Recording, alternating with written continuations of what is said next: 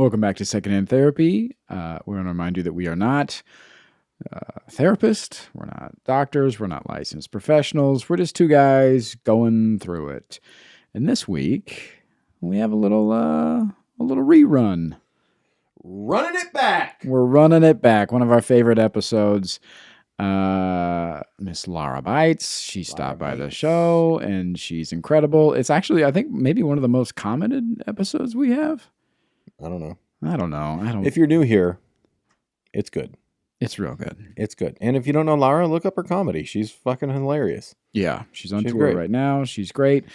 And yeah, I learned a lot in this episode. We talk about parts work. We talk about... Yeah, you can just listen to the episode. We don't need to spoil it right now. Okay, well... Yeah, because that's how that works. Enjoy. So enjoy Patreon, YouTube, Instagram, merch. Support the show. We'd appreciate it. We love you.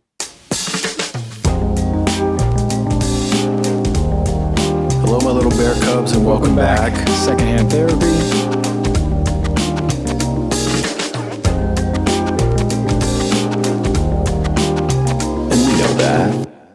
But it gets so intense, and it also got to a point where like I just wasn't getting there anymore. Yeah. So we kind of took a break from that, and now we just talk about whatever I need to talk about that week. What's EMDR like? Because my therapist wants to start it, and I'm terrified. Dude, it's intense, but I've worked through stuff in a couple of sessions in EMDR that I did not work through in years of talk therapy. Like you go into it and basically you just access like a rat king of like nerve bundles of old shit.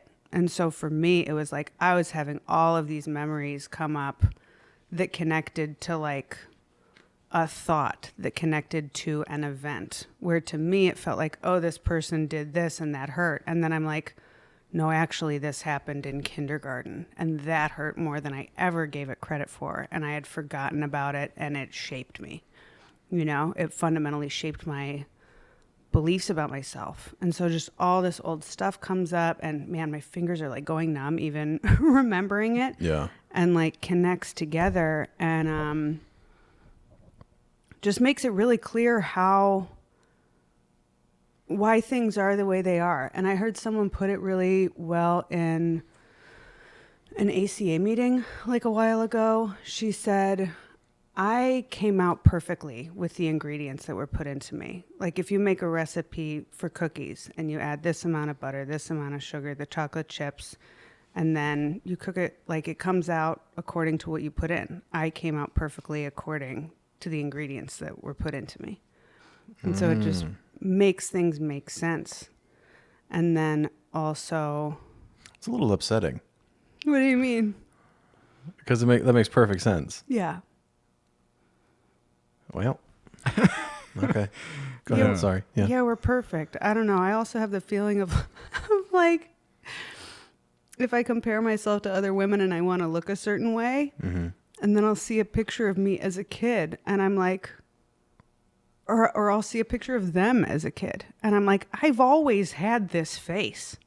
They've always had that face. Like, this is what I look like. Yeah. And this is who I am, you know? Does that make any sense? Yeah, that makes a lot of sense. Did you guys want to contribute anything to the podcast today, or was it just going to be me? It's just you. It's up to you. It's just you, it's really. It's totally your call. It's just you. I'm still kind of mind fucked on the idea of like when you think it goes back to one rooted issue and then really it goes back to this thing from kindergarten or whatever. Like that is... We talk about this a lot on here where I have trouble accessing any childhood memories. Yeah. And so when we're talking about trauma that's laced back to childhood, I'm like, yeah, probably. I don't know. It's such a weird thing to... Are you accessing memories or are you accessing feelings from childhood? Both. And it's interesting because they're not the things that I've always attributed to like my deep-rooted fear of not being good enough, or like this deep belief that I'm unlovable. Like the big headline issues are connected to these little things where it's like,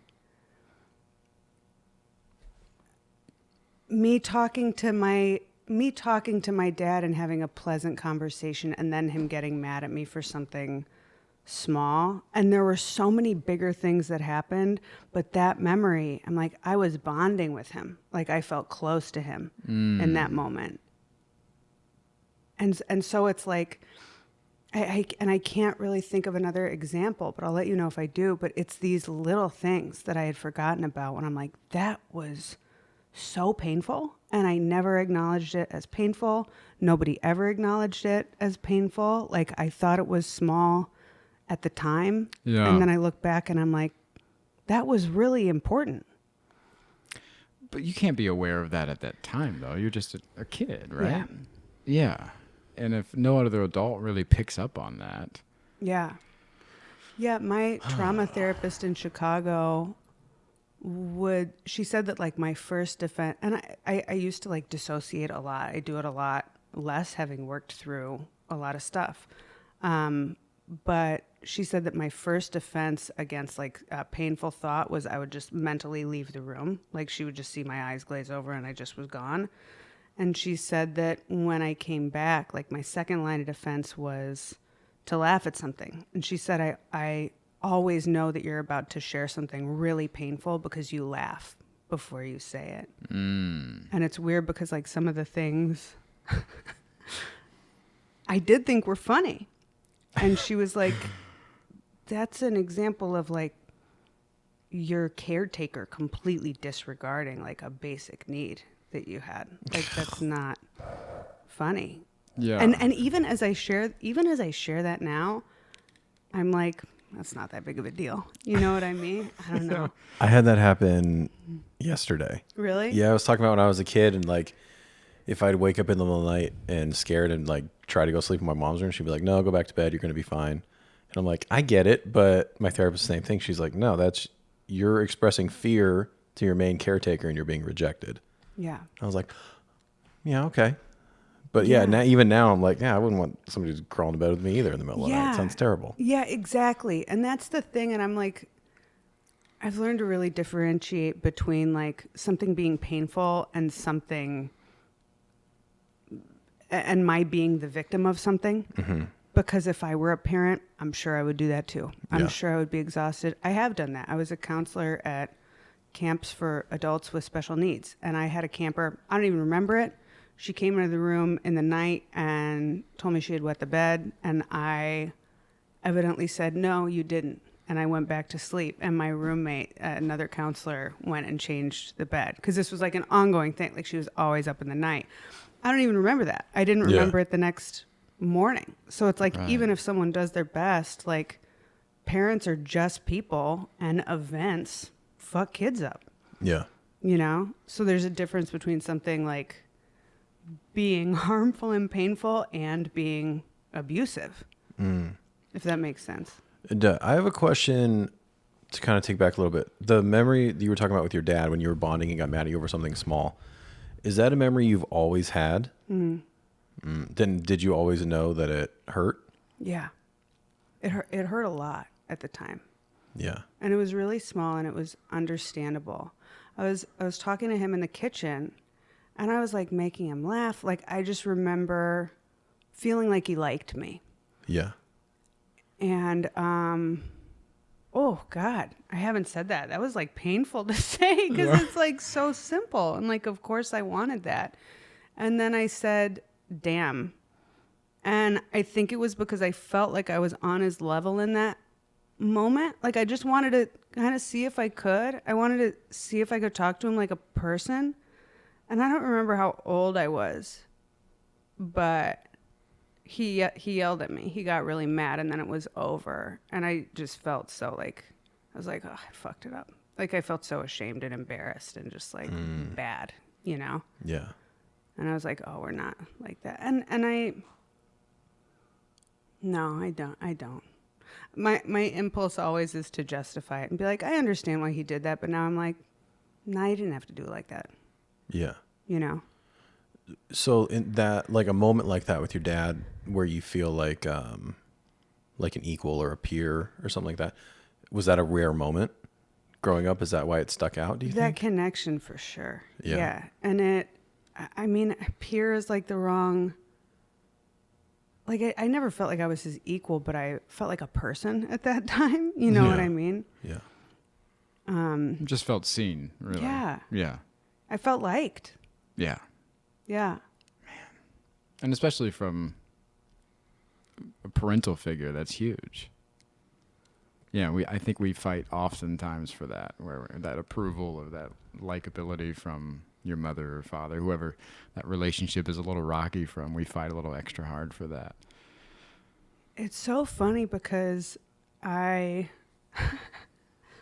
like swear publicly and professionally more than most people Yeah. in this world. And I have like a couple of, like, I remember I can feel it. I was walking down the stairs with my mom one day and I said, fuck. And I couldn't have been more than 5. And I didn't know what it meant. I thought, and I kind of think it was just making a nonsense sound. Like, I don't know if I had ever heard that word before. Yeah. Just Yeah. mimicking. And she hit me in the face so hard. Like, she hit me in the mouth so hard. And I was so, like, stunned. You know, Yeah. it's all of these feelings of, like, again, like, Wow. shame, hurt, embarrassment. Like, I'm bad. Yeah. And so I have these memories of, like, using foul language, not trying to be bad, and then being so rejected for it. And so I wonder now that, like, we're talking about it, I'm like, I mean, maybe I just think that swearing is funny too. There's that too. It Yeah. is. Yeah, I think it is. Yeah. Well, yeah, especially when it's tied to a bit of rebellion. Yeah. Yeah. Yeah. Like, this is okay. I can do this now. No one's Yeah. hitting me in the face for this now, Yeah. or withholding love for it. What was that relationship like with the parents then? Were they really strict, or just overly religious, or what was the? They were religious. I don't know if they had the energy to be as strict as they wanted to be, but there was a lot. I don't know. Like, strict isn't the right word because there was so much neglect. Like, I was alone so much, so Yeah. I got away with so much. Like, I was a latchkey kid, and so I was unsupervised so much of the time. So Only much of the child, time. or? No, I had an older sister, 5 years older, but she didn't care to really have much to do with me when Yeah. we were growing up, you know? And so, yeah, I mean, she wasn't much of a, and she has told me that her biggest regret in life is the way that she treated me when we were kids. So she wasn't like, you know, there was a food chain, and it was like my dad was at the top, I was the youngest, I was at the bottom, and there was just like a trickle down thing of like, he beats up on me, I beat up on you, I beat up on you. You know what I mean? Yeah. But yeah, I mean, if they had been around more, they would have been strict. I remember I was not supposed to watch TV after school, and my dad came home early and hid outside and watched through the window What? me watching TV, and then came in, and it scared the shit out of me, and he asked me if I had been watching TV, and I said no. And he was like, I saw you. And I got in like a huge amount of trouble. So I think if they had been around, they would have been more. Yeah. I think they would have liked to have been very strict. I think my mom, frankly, didn't really have the energy. And my dad wasn't home a lot. Because, I mean, he would work. His work day ended at, 5 at the earliest. And then usually he went out to the bar afterwards. So he would not get home till late a lot of the time. Yeah. Yeah, my father was very absent in those ways as well. Yeah, I mean, it was easier. Yeah, and it's, it's like 90s dad, you know what I mean? It's just Yeah. like go to work, go to the bar, come home, go to bed, go to work, go to the bar, Yeah. spank the kids when I need to. Yeah. And that's it. My dad left when I was 2, so So he's at the bar all I had the a time. phone dad. Yeah, you just call every couple weeks. As soon as I see you again, you're getting it. Scary. Did your dad ever do anything like that? Like she was saying, like set you up for failure, or like intentionally try to catch you so he could chastise you? No, there was never any like setup situations, but we were talking the other day about how my father believed in spanking. My mother did not. Mm-hmm. And one of the only memories I have of my father is him like physically chasing me through the house, trying to get his hands on me. Yeah. And I remember we had like this really narrow staircase, and I remember trying to make it up that staircase. If I could just get to my room, I felt like I could be safe. And I remember trying to get up there, and he caught my leg and pulled me down a little bit and was trying to get me closer. And Mom broke it up before he could spank me. But that was like one of the I have a handful of memories of my father, and that's one. Yeah. That's a big one. And so when I think of him, that's right up there. Yeah. Yeah. Yeah, I have a lot of memories like that, and it's weird because, like, I remember him chasing me, and I know that happened all the time, but I don't remember what would happen when he would catch me. Like, I remember being spanked, I remember being hit, I remember him throwing stuff, I remember, my mom having bruises. Like, I remember a lot, but I don't ever remember what would happen if he would catch me. I remember being terrified, and it's so funny because, we run up to our rooms, and it's like... Yeah. What's up there? Yeah. Exactly. You know what I mean? Yeah. Like a door that he can open. Yeah. Yeah, exactly. You're just cornered. A door that he can open. Yeah, exactly.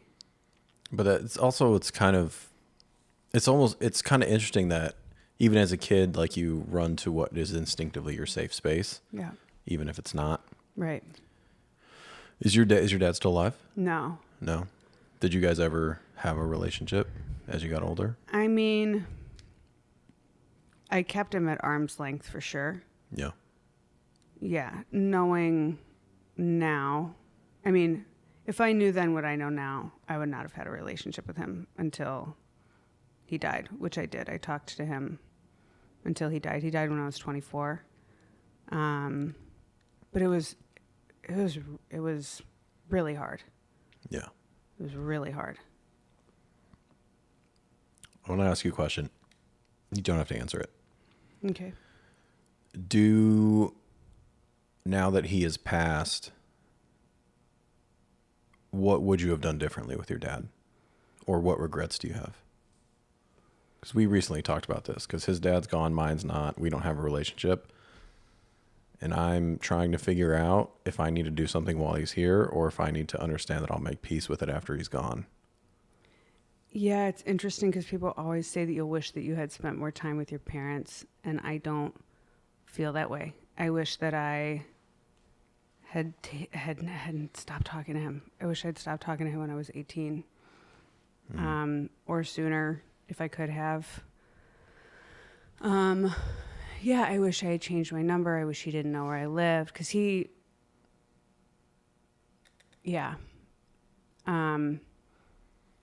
I don't wish that I had had more time with him. And I've done like work on that now where it's like I'm not responsible for the feelings of people who hurt me. Like, I don't have to feel bad for for protecting myself from someone who hurts me all the time. This isn't like one or two things. This is just like every interaction. It was just so painful And I felt a lot of like family pressure. There was a lot of Christian like forgiveness guilt. There was a lot of, turn the other cheek. And I did. And there was also a lot of like, I really want to have Christmas with you and I want to have it with Dad. Or like, picture him spending Christmas by himself. That's so sad. Well, he had brothers he could have gone and seen, and not my fucking problem. Yeah. Yeah. And if you want to have him there, and I'll stay in Philadelphia. Like, I wish I had just had boundaries and been like, it's going to be a no for me. And you figure out what you need to take care of yourself. But this is what I got. If you want to see us on different days, like, why did I put myself in harm's way for someone else to have like what they wanted when it was completely at the cost of like me feeling any kind of like peace or safety, you know? Yeah. He stalked me in my adulthood. Like, he would show up at my work. He would show up at my multiple apartments. Like, I wish he hadn't known where I lived. He would call me. And now looking back, I'm like, why didn't I silence my phone? But in those moments, you get so, like, I became a child again in my body, you know? Like, I was just that little kid getting chased around. And so I just wanted to hold perfectly still. Like, you know, I would go into a freeze response because I can't fight this man. He's bigger than me. Almost yeah. that, like, familiarity kind of almost feels like safety. No, it feels so dangerous that I am paralyzed. Like, I can't move. Yeah. I was more afraid of him than I have ever been of anybody in my life. Wow. And he was outside my apartment ringing my buzzer while calling me over and over for over 3 hours. Oh my God. And I was in my apartment, like, hiding next to the bed, not standing up, you know, so he couldn't see through the windows. Yeah. Day turned to night, and I'm just like in my dark apartment, just waiting for him to stop going insane from like that sound, you know? Yeah. Just, and so I wish that he hadn't known where I lived so that I could have had some peace. Cause I now know, like, I can't change him. Like, there's nothing that I could have done, Yeah. you know, except remove myself from the situation. And the other thing is, like, no contact is not a permanent thing.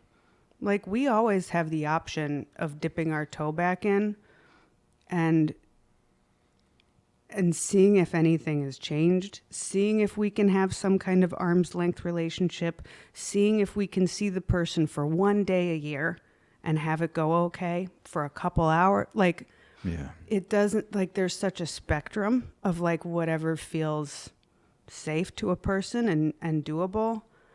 But even thinking that, it's like there were so many times from my childhood until he died where he would, like, be on good behavior for a while. And I would, and I always felt like such a sucker because I believed that he had changed because I wanted to, like, I needed to, you know? Yeah. And so I would be like, well, and also there was so much guilt that it was like, well, he's not doing anything wrong. Give him a chance. Yeah. He says that he loves you more than anybody in the world. Like, all he wants is to have a relationship with you. Think about him sitting in that sad, like, apartment, you know, like when you moved out, and just like, I felt so bad for him, that I wanted to forgive him and I wanted to accept that he had changed, but then he would fly into a heinous rage. And I would be like, why did I fall for it again? Like, why did I think that it was going to be different? Why did I think that I could have a relationship with him? Like, how many times am I going to fall for it? You know? And so I do have some peace over the fact that, like, I don't have to make those decisions anymore. Yeah. You know? Plus, it's really hard too when your family sides with the abuser. You know, Yeah. Family often sides with history. yeah.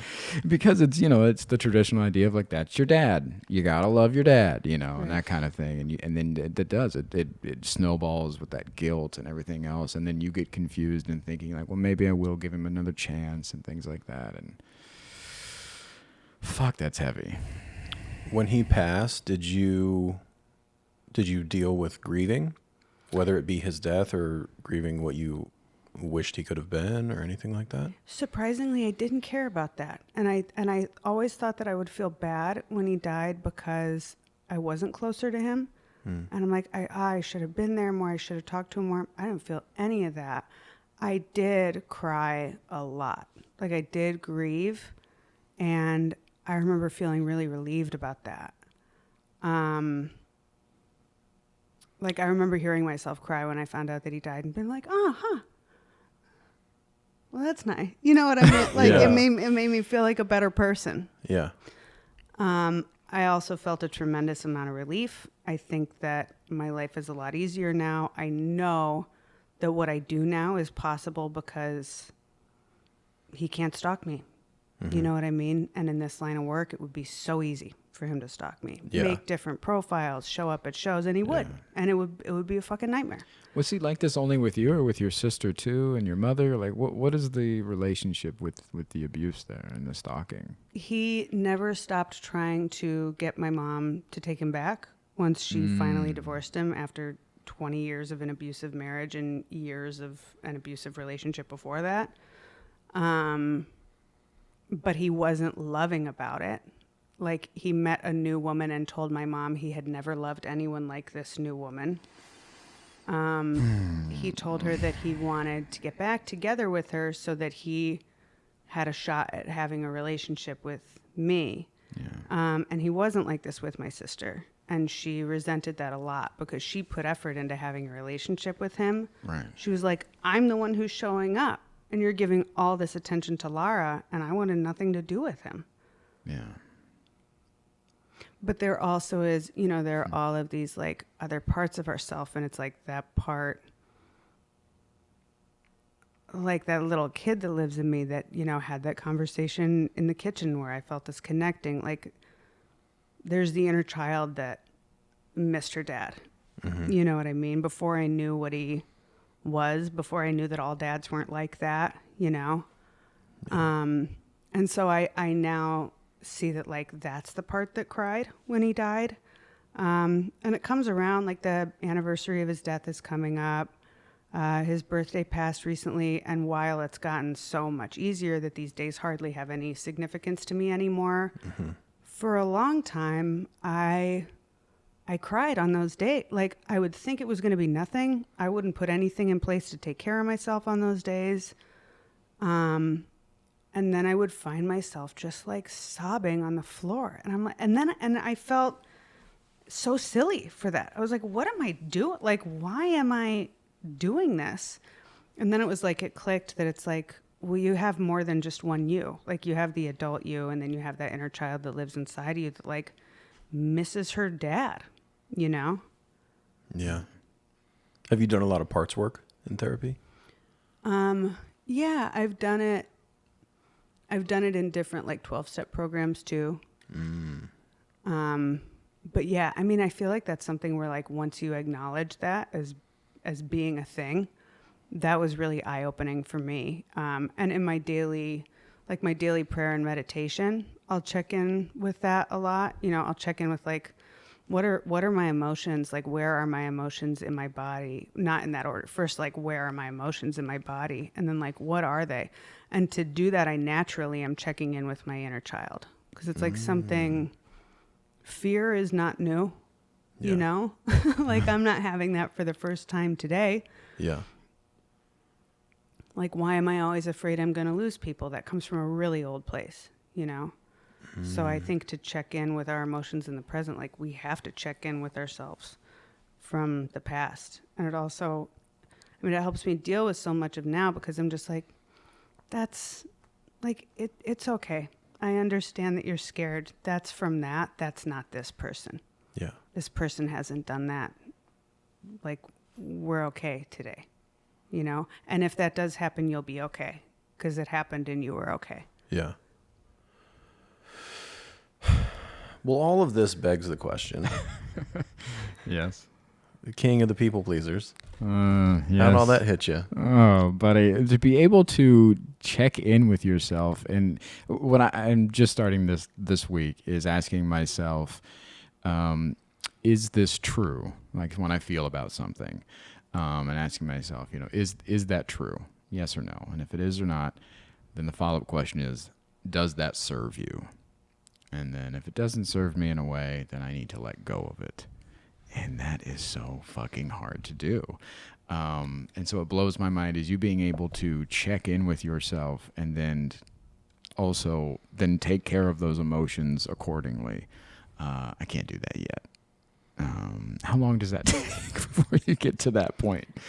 It's never perfect. Everything is like a moment, a glimpse, and then another moment, and then another glimpse. And it happens so slowly, and then, and I can only speak from my experience. Like, I look back over years and I'm like, oh, this is way different now. Yeah. But it doesn't you don't feel, I don't know. Oh, that's not true. I was going to say I don't feel it as much becoming different, but I do, and I did. And it's just like the awareness and putting in the work and the willingness. The willingness to feel silly has been like a huge part of it for me. Because even having this conversation, I believe in everything I'm saying. And even calling my abusive parent abusive, I feel weak. And even talking about my inner child, I feel like a woo-woo LA person. And no matter how much, even talking about prayer, I feel like I'm dumb for believing in God, even though it's like such an abstract conception of God, you know, of a higher power. And so I have all of these like little voices of judgment behind all of these things. But the reality that I can't argue with is that my life is better when I treat these little things as if they're true. And when I live my life using these tools and behaving accordingly. You know what I mean? Like, Yeah. If you can let go of that self-judgment and actually just let yourself do these things, your life is better. yeah. I want so badly and am searching for a higher power. How did you settle on whatever God means to you? Yeah. Oh man, I love talking about this. Thank you for asking me that. So I have worked the steps, and I went in and was just like, I don't believe in God. Like, I'm willing to, so good luck. Like, please, if that's what it takes for me to be free from my addiction, please help me believe in God, you know? And it started as just a power greater than myself. So like 20 people in a room, in a circle in a church basement, 20 people is a power greater than one person, because 20 is more than one. Like, that's math. I believe in that. I could accept that as a power greater than myself. I could understand that idea. And then from there, it was like, I understand that the cosmos, that's a power greater than myself. I can't stop the earth from turning. I can't stop the sky from being, you know? And so I accepted that as a higher power. And then there's the like giving myself to it. And so then I just started praying to those things, which made very little sense to me at the time.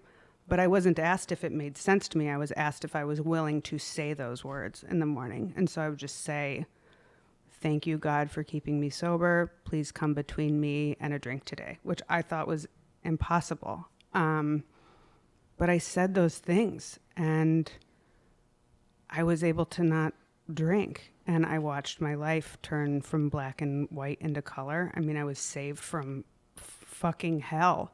And then all of these other things, all of these other like wildest dreams. I never thought I was going to be a comedian. I never thought I was going to be anything. I got bad grades in school. I couldn't pay attention. Every teacher I ever had was just like, all she does is look out the window. I never felt like I could do anything right in my life.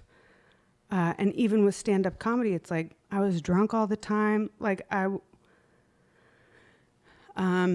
liked it, but I also like lived in Wisconsin. I thought I would no sooner be a comedian than I would like become a blade of grass, you know? Right, yeah. Like it just wasn't an option. It's just like go to school, get the best grades you can get for as long as you can, get the best job you can get. You know what I mean? But I was like, there's no fucking way I'm making it into grad school. So, you know, so it was just like every door felt closed. And then once I had a higher power in my life and I had a relationship and I started praying, like all these doors started opening and everything started changing and everything got better. And it has gotten better every year since then. And on January 21st, I'll have 10 years sober. Oh, wow. Congratulations. Thank you. Yeah. And so that's how I came to have a power greater than myself, is just by like getting out of the way and trying it. You know, there's a lot of like, also I really like this idea, and that is that you can pick your own. Like you can write out, if God existed, if a higher power existed, what would you want it to look like? What would that look like to you? Mine would love me. Mine wouldn't punish me. Mine would have a sense of humor. I heard someone say recently that they upgraded to like a deluxe higher power. And he was just like, my higher power has a picture of me on its mantle, as opposed to like this idea of God that I had growing up, which was another punishing father figure. I didn't fucking want another punishing father figure. Right. You know, I didn't want another punishing father figure watching me through the window, you know? And, Yeah. and I don't have one, you know, I don't have one who's like, are you going to do the right thing or the wrong thing?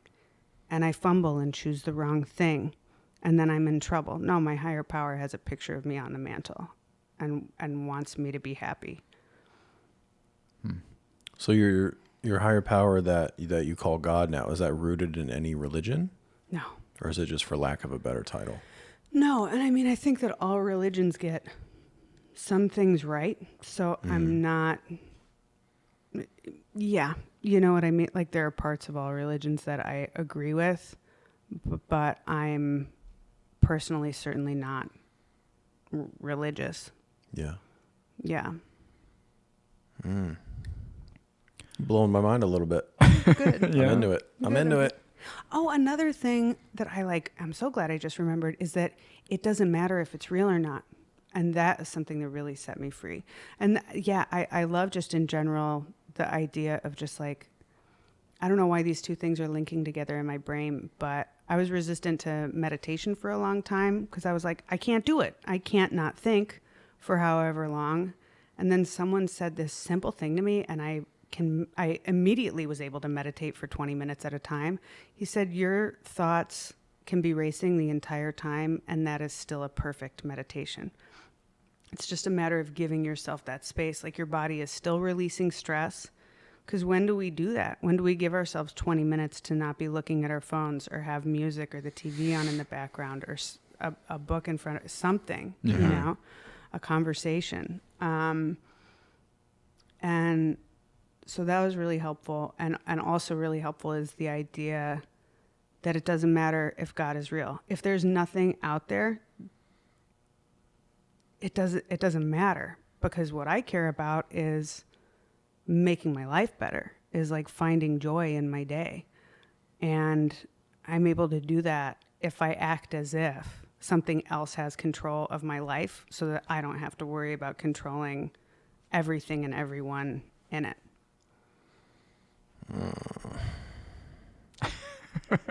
How you feeling about that? A little upset. Yeah.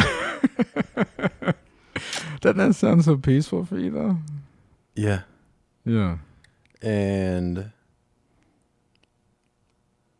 because, you know, one of my things is like, I don't like inauthenticity. Yeah. And if it's not real, I don't give a fuck. And she's like, yeah, if it's not real, who gives a shit? Yeah. Like, how's it serving you, essentially? Yeah. And now I'm upset. And now I'm upset. Now daddy's upset. Yeah. Ah, fuck. Do we want to get into it? I don't know. Bro, I'm not even in the room. Just go ahead. The higher power's taking over Lou already. Oh, that, and like the whole like meditation, if your thoughts are, cause Yeah. like that's even in therapy, I struggle so much. Like one of the reasons I'm dragging my feet with doing EMDR is I'm so in my head about doing it the right way, which is like, that's why I don't journal. Because I'm like, how the fuck, I'm gonna sit here and fucking write?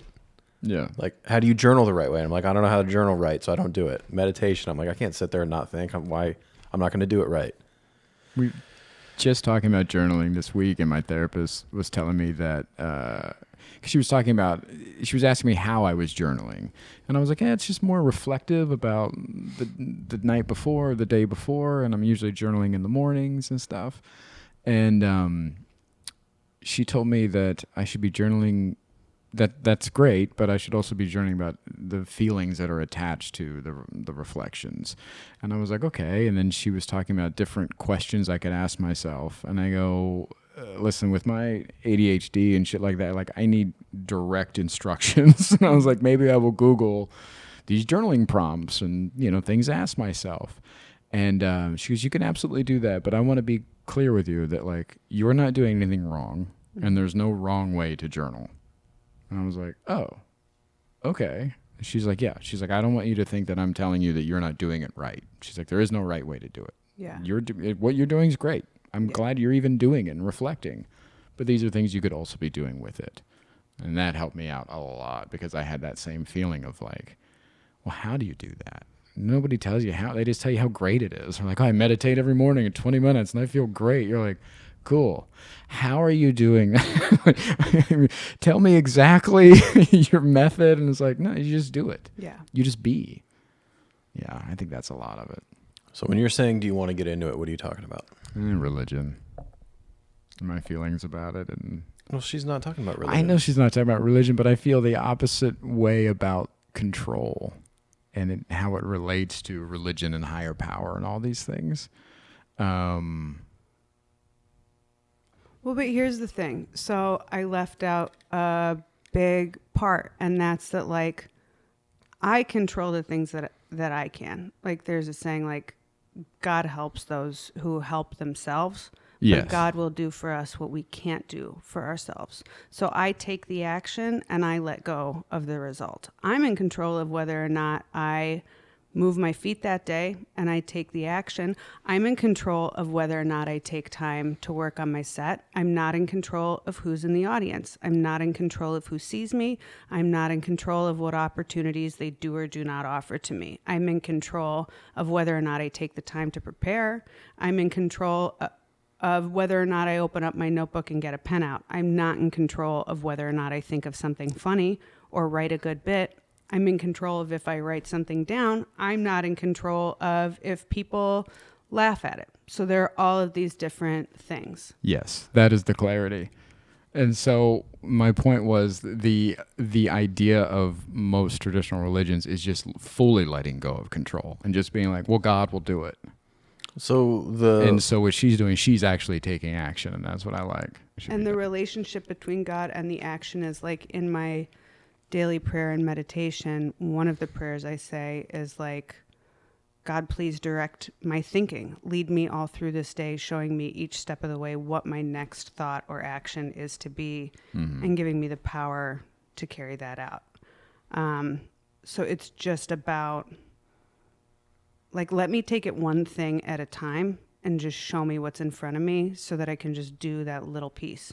I never accomplished anything until I had that line of thinking. Like, I've been diagnosed with ADHD as well. And so I need my day to be fucking small. I need one thing at a time, you know? Yeah. Yeah. And so in being able to focus on just like, and that, like, when I first like found a higher power, it changed everything because I was able to have like a huge schedule, a huge day in front of me, which I had frankly never had before, but be like, all I needed, I was living in Chicago, all in the world that I need to do right now is walk to the train. All I need to do in the world is cover this distance between myself and the train. All I need to do is physically take this next step with my feet. You know what I mean? And then I would have done this like gigantic day. So that, I mean, just that little thing completely changed my life. Yeah. did you ever run into a time when like the one little thing felt too big? Yeah. How do you handle that? I don't know. Maybe I don't do it. Maybe I do. You know, Nice. depends on the little thing. But I still like, I'll procrastinate. You know what I mean? Like, I'm still very much an imperfect person, but what I do have and what I have been able to do is like, it is because of everything that I'm telling you right now. Interesting. I have questions about the relationship with your father and your upbringing and seeing the relationship between him and your mother and how he treated her and how you saw that and how he treated you and how you received that. Did that shape you in ways that you looked at love and how love should be received with you and your partners and things like that? Yeah. Yeah. Yeah, there's a lot there. So, I mean, one thing that happened was my mom has told me that she married my dad because she was in her 30s and she wanted kids. And she felt like it was her last chance. And she married my dad. I learned not to do that. I learned that Yeah. that's not a good reason. When she kicked him out, she told me that it was the first time that she could remember feeling joy. She was like, I had this feeling that I didn't, because I was so scared she was going to take him back. And I told her, I was like, do you swear you won't take him back? Like, do you promise he will not move back in? Yeah. And she was like, Lara, I had this feeling the other day and I couldn't put my finger on what it was. And then I realized it was joy. And so I learned that a person can be much happier by themselves than with someone. And I think that that's part of why I've never been married. I know I've never been with someone where I look back and I'm like, I should have married that guy. Yeah. You know what I mean? Yeah. But I am, and I think it's a healthy fear. I am more afraid of marrying the wrong person than I am of never marrying. I have a nice life today. You know, I have peace and I want peace more than I want another person. I mean, I love being in a relationship. I love companionship. I want that, but I won't, it doesn't come above all else, you know? I also, I hate admitting this because I continue to do the work on this and it's the hardest thing. I feel so compelled to create conflict. Like even teeny tiny things where we can resolve it in 5 minutes. Yeah. I just feel so uncomfortable in the absence of conflict that I'm like, am I missing something? And I know it's unconscious. And some of the work that I've done recently is someone suggested next time you feel the urge to bring up something that you know will probably create conflict in your relationship, ask yourself what just happened. What happened right before you had the urge to bring up that topic? And so much of it is about pausing and waiting and being willing to take the time to run it by someone else before I bring things to his doorstep so that I can really get a perspective on like, how important is this, you know? Yeah. But I started writing down what was happening right before I had the urge to bring up a topic that would probably create conflict and what was happening in pretty much 100% of cases was I was anticipating missing him. So it would happen at times when like we had a really nice day together and I was going to have to go home, or I had slept over and he was going to have to leave for work, or, you know, Yeah. or I was about to go out of town. And so in pretty much every case I was able to look and it was like, I'm going to miss him. And even if I'm the one who's leaving, I think that still can activate those like abandonment fears and those like rejection fears, just because what those are about is fear of losing the person, fear of being without. And I'm not even, I mean, one thing that like amazes me is how much of my codependence has just melted away through my creating a life that I enjoy. Like I like to go home.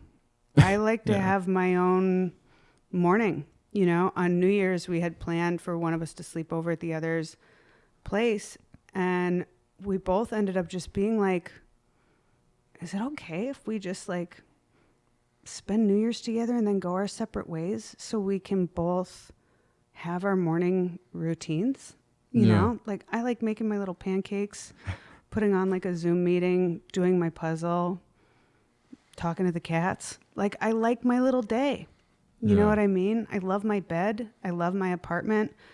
And he has a life that he's created for himself that he loves too. Like he meditates, he lets the sun in, he puts on music, he maybe puts on the news, so like we both had, and that felt so good to me because there was a part that's like, shouldn't we start the new year together? And then I'm like, what if we start it by taking care of ourselves so that when we meet up again, it's like with a full tank, Yeah. That's incredible. Did you ever have like even a fleeting feeling of anything in the ballpark of like, is it weird we don't want to be together, and then like almost make a problem out of it? Yeah. Yeah. And it's so funny because he had planned to stay over at my place. And then I was kind of disappointed that that wasn't going to happen. But then when I pictured that happening, I was like, I don't even want him there. Like, like I love him so much, but it's like, I can't just like be in my puzzle. I can't be in my meeting. I'm making breakfast for another person, or he's in my space making breakfast for himself, or he's waiting to make himself breakfast and I feel bad, or, it's just like, I'm trying to be quiet. I'm bringing him coffee, which I love. I love doing those things. I love when he's over, but I also love it when he's not, And it's the same thing. Like when I'm at his place, like he has a tiny kitchen and I love him. I love waking up next to him. But I also love having my own space, and so does he. And so it's like, we'll do it, and it's nice, but I don't have to be there. And I used to like try to be around the person as much as I could. Like I didn't want to go home. You know what I mean? And I don't have that like separation anxiety anymore.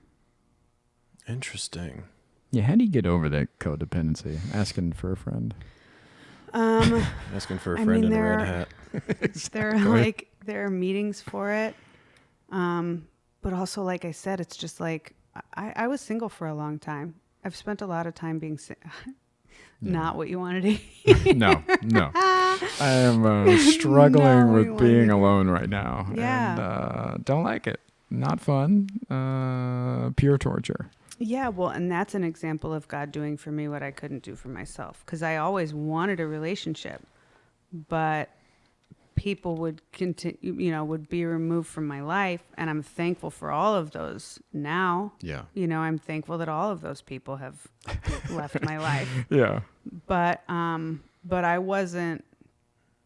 didn't want to spend all of the time single that I did, but it did enable and force me to create a life that I loved without having another person in it. So, and I mean, it's such a cliche, but then when another person came into it, it's like, well, I still have all this other shit I've been doing that I really like doing. Yeah. How long were you single? Like purposely single? And I mean, like my longest relationship has been 1.5 years. I've had 2 of those. I was with someone off and on for 3 or 4 years. And besides those, it's like a month here, a few months there, about once a year. So usually I would have a relationship like once a year for like a couple months. Yeah. So I've spent a lot of time dating, and then between relationships, I take time off. Yeah.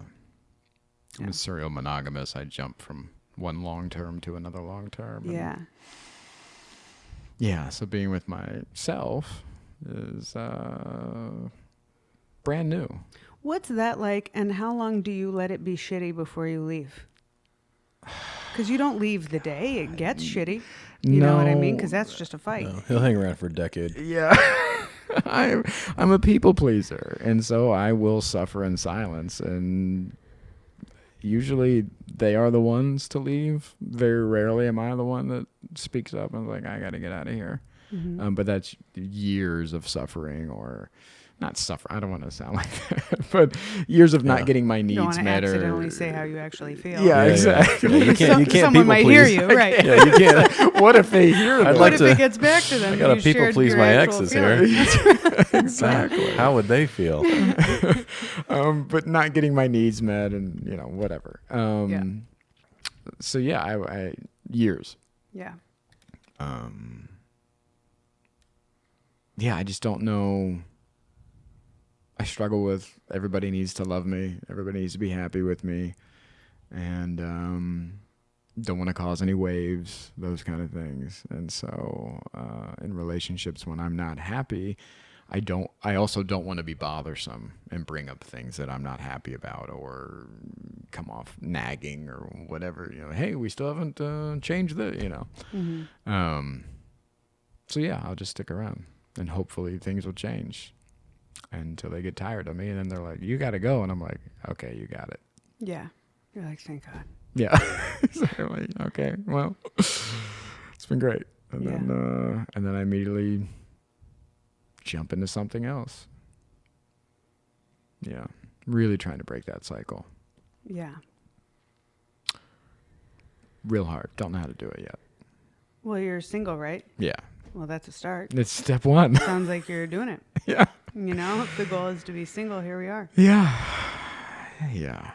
Keep doing it. Well, How long has it been? not very long.